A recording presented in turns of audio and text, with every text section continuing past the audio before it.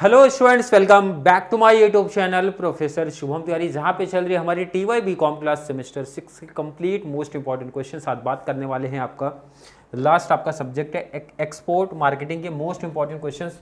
और जो बच्चे एंडिंग टाइम पे आएंगे, कितना टॉपिक कवर करना है, कितना यूनिट कवर करना है, उनके लिए एक आइडिया, एक इन्फॉर्मेशन मिल जाएगी। तो चलिए वीडियो को करते हैं स्टार्ट।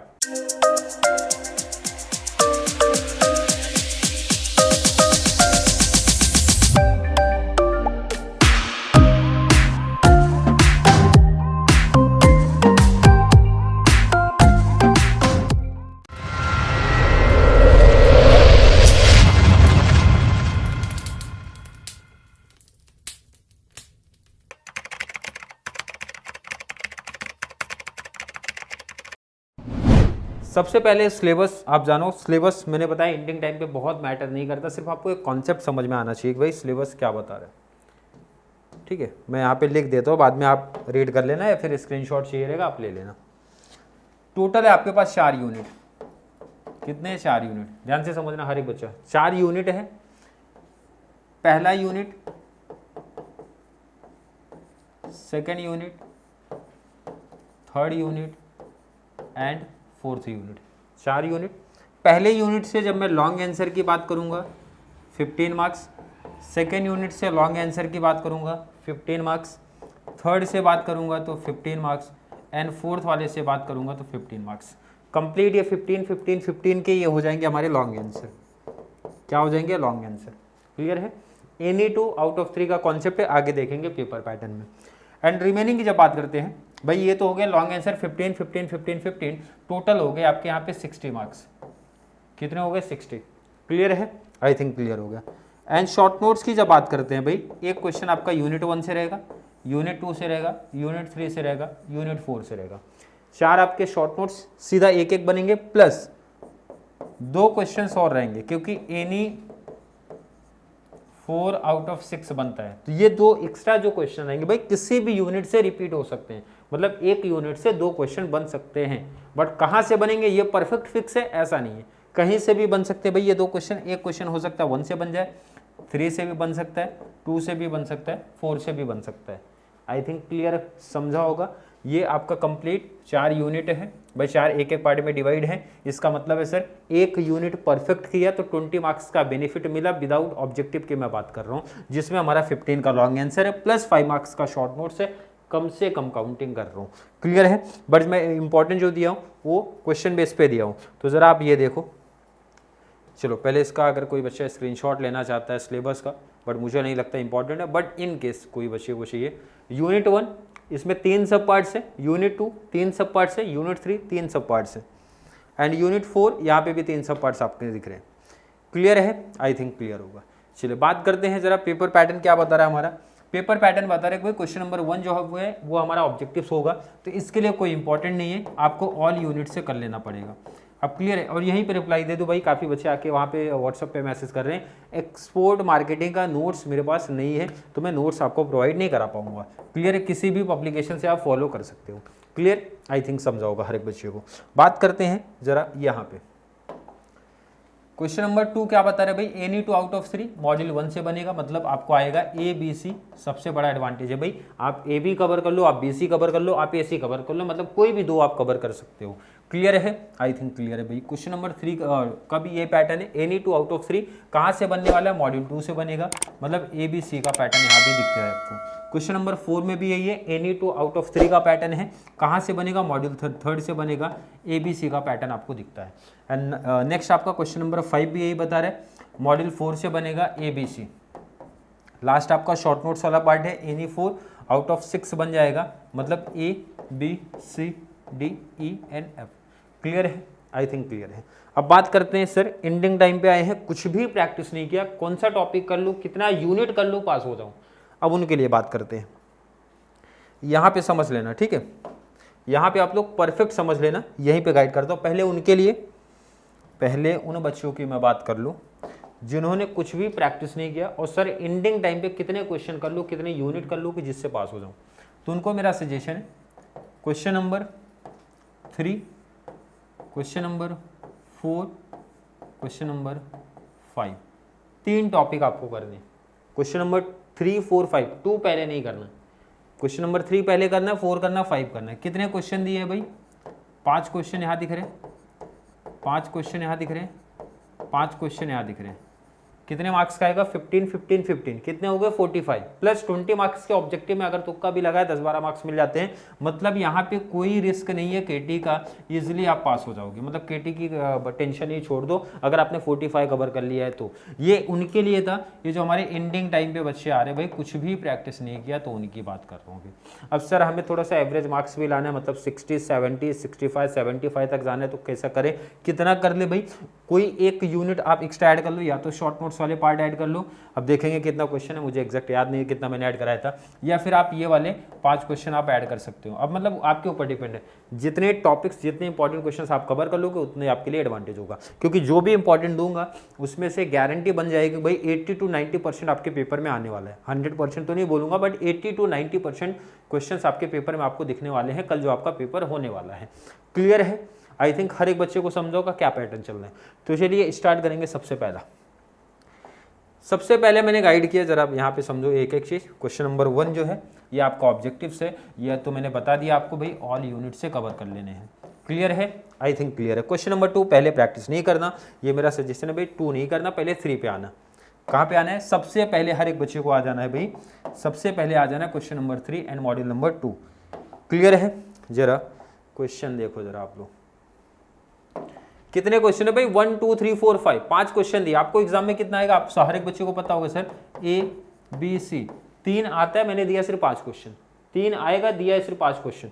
अच्छे से प्रैक्टिस कर लो। अब इसमें नहीं पूछना सर कि कोई ऑप्शन में रख दूं क्या, नहीं। आपको अगर 15 मार्क्स यहाँ से कंप्लीट चाहिए, 15 मार्क्स का पेपर अगर कवर करना है इस वाले टॉपिक से बोले तो क्वेश्चन नंबर 3 से, एंड मॉड्यूल 2 का अगर 15 मार्क्स अपने को कवर करना है तो ये 5 क्वेश्चन रट्टाफिकेशन कर लो, याद कर लो, समझ लो, जैसा भी करना आप कर लो। सामने क्वेश्चन दिख रहा है, क्वेश्चन पढ़ने में, रीड करने में ज़्यादा टाइम वेस्ट नहीं करूंगा, सामने आपके दिख रहा है भाई, नोट कर लो, स्क्रीनशॉट ले लो, PDF चाहिए PDF शेयर कर दूंगा। क्लियर है? इंपॉर्टेंट का PDF नोट्स इसके रेडी नहीं है, पॉसिबल नहीं हो पाया था तो नोट्स नहीं दे पाऊंगा।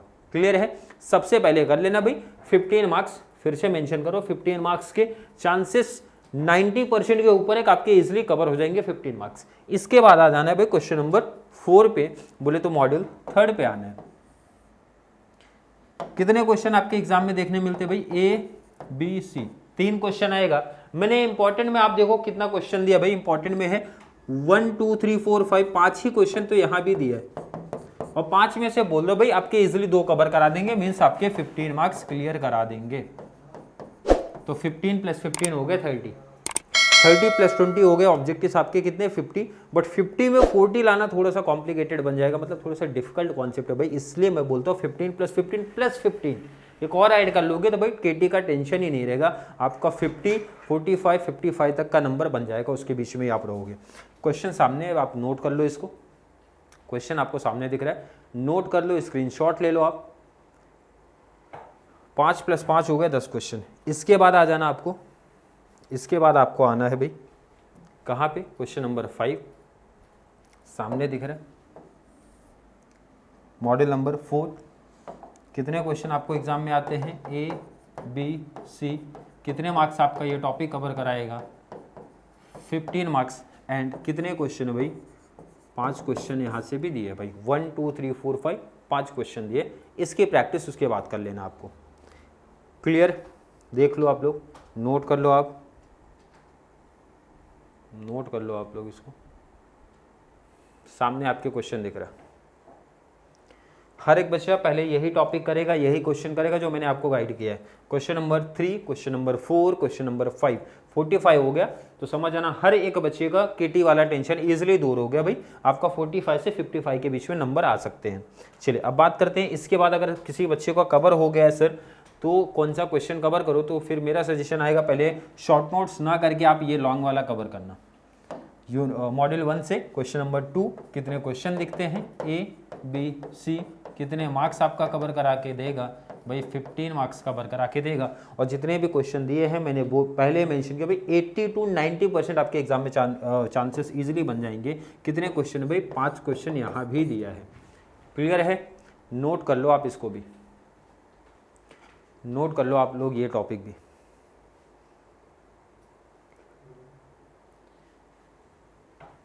चलिए नोट कर लिया।